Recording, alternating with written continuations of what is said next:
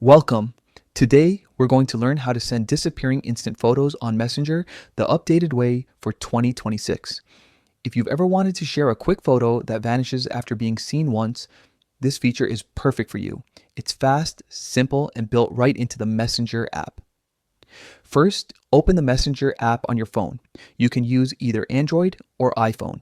The process works the same on both. Once you're in, open any chat where you want to send the disappearing photo.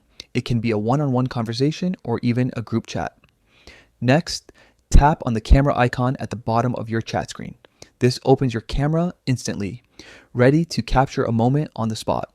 You can switch between the front and back cameras, just like in your regular phone camera. Take a quick photo, whether it's a fun selfie, a snapshot of your meal, or something you only want to share once. Now comes the important part. Before you hit send, look for the small timer icon on the screen. Tap that timer. You'll see an option that says View Once.